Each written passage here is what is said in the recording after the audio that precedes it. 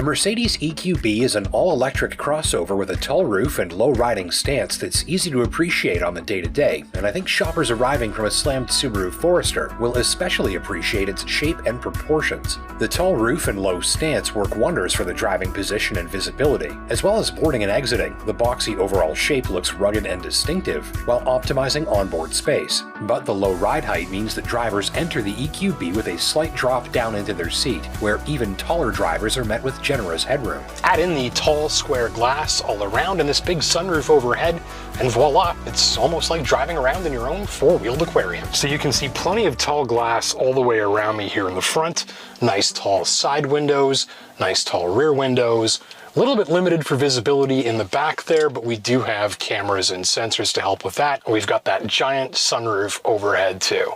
The cargo area has an extra low load in height, making for easy loading and sliding in and out of gear and cargo, and an easy jump up for most family canines too.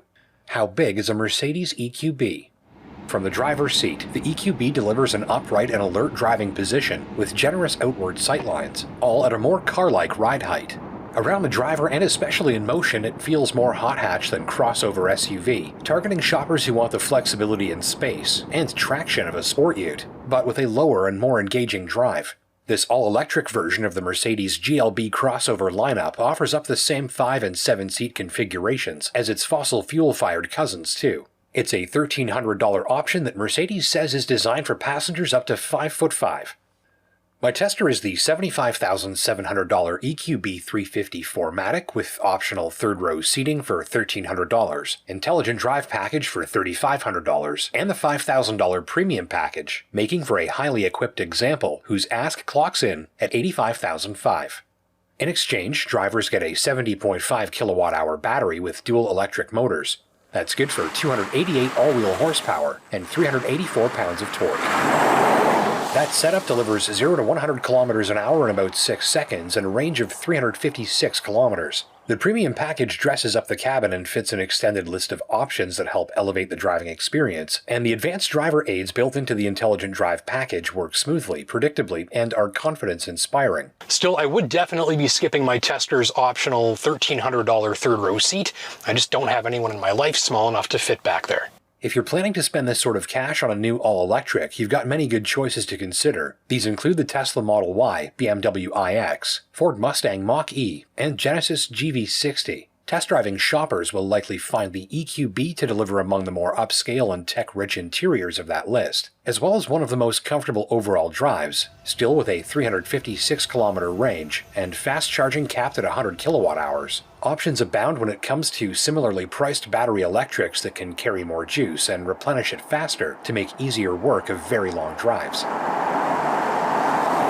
My Level 2 charger can fill the EQB's totally drained battery overnight in my driveway if required, and it makes it a no-brainer to ensure the battery is topped off at all times, even on the coldest days of the year. On a standard household plug at room temperature, you'll add about 8 kilometers of range to the battery per hour, and if you can plug in at home or at work, that might be all the charging you ever need.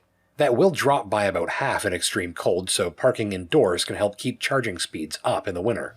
Reliable fast charging stations are rare in my part of Ontario, and to make my 2 weekly drives between Sudbury and Toronto, most EVs rated for less than about 475 kilometers of range require me to stop and add about 100 kilometers at one of just 2 fast charge stations available along the northern part of my route.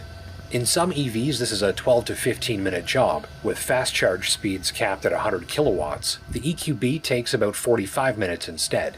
There is no need to fast charge your EQB unless you're driving many hundreds of kilometers in a single shot, though test driving shoppers should allow for more recharging time than a comparable Tesla or Genesis when road tripping. Still, for most of my test drive with at-home charging available, I was able to handle more than a week of around-town driving and errands before I even had to think of plugging in.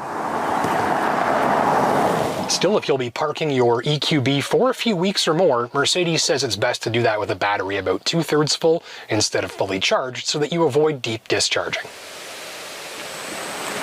While cruising, the EQB shows off some of its best stuff. Don't let the compact size fool you. It rides like a Benz. For highway relaxation, the drive is exactly what I like. Smooth and gentle, but not disconnected or floaty. It's a nice blend of luxury and sport, comfortable but not sleepy, and more engaging than soft and pillowy. Even rough road surfaces, frost heaves, and sunken-in manhole covers fail to draw much protest from the rider's suspension, and the delivery of consistently good ride quality across a wide range of surfaces is easy to appreciate. The EQB straddles a line between athletic and laid back, delivering good comfort levels without feeling like a road-going mayonnaise clot. Bumps and expansion joints are handled with minimal noise or drama. The EQB subtly bounces over in an up-down-done rhythm that keeps the body stable more of the time. Noise levels are well hushed to the highway speed limit and slightly beyond, at which point they can start to creep up without becoming intrusive.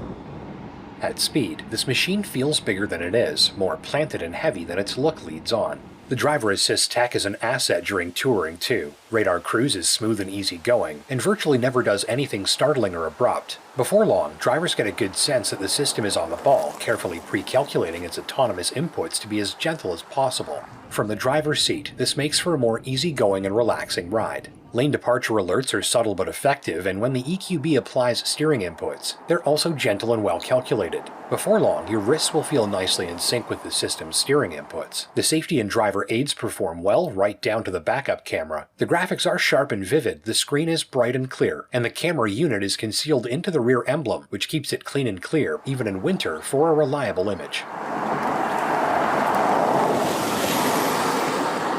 Some drivers may find the steering and brakes to lack the precision responses they crave. Even in sport mode, I noted a tiny lag in steering response despite a ratio that's entertainingly quick. The low center of gravity and electric all-wheel drive system work nicely to keep entertainment value high by way of giggly grip, nearly nil body roll, and plenty of rear-wheel power on corner exit to help drivers steer the car with a throttle if they like. The EQB is responsive and gushing with torque, especially at sub-highway speeds. Brake pedal feel was the most consistent gripe on my test drive, however. The brakes lack much meaningful pedal feel, and the switch between standard and regenerative braking could be smoother and more consistent. If you're not shy with the pedal, you'll find fast stops are easy to trigger, but the vague and sometimes inconsistent pedal feel means attempting to finesse the pedal for precision responses can be tricky. Over time, your right foot will learn the rhythm and timing to help compensate. The point is, in many ways, the EQB moves like a rocket-powered all-wheel drive hot hatch, but the driver who likes that sort of thing will ultimately wish for a more precise feel at the controls. Still, the on-demand torque is a source of nearly endless smiles. With 288 horsepower, it's far from the hot rod of the price point, though output is sufficient for confident highway passing and merging, and noiselessly vacating traffic lights in a jiff. The acceleration probably won't make you swear, but laughter is highly likely. My tester's vivid digital instrument cluster and central command screen took center stage atop the dashboard, flanked by metal vents and glossy trim and surfaces covered in glossy, brushed or stitched trimmings, to create a thick and detailed forward dash with plenty of visual depth. The bright, sharp screens are glossy but mitigate glare nicely, and the high-resolution graphics mean they're easy to read in the dark, thanks in no small part to excellent control over light leakage from unlit pixels. By day or night, the displays take center stage, looking even more impressive when presented against the backdrop of that rich and curvaceously trimmed dash.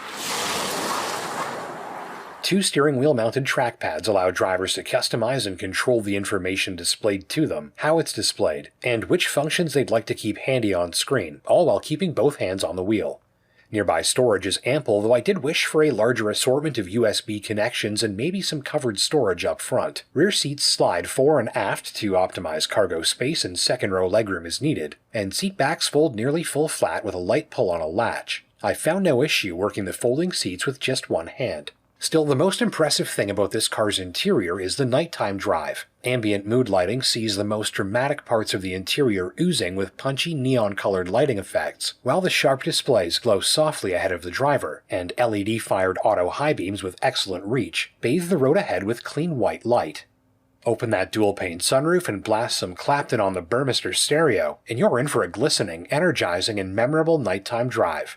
Though the cabin is full of beautiful things that are nicely assembled, I did note a higher level of creaking and clicking from interior panels than expected, with door panels, the center console tunnel, and parts of the dash and A-pillar trim emitting noises when contacted by a passing hand, leg, or arm.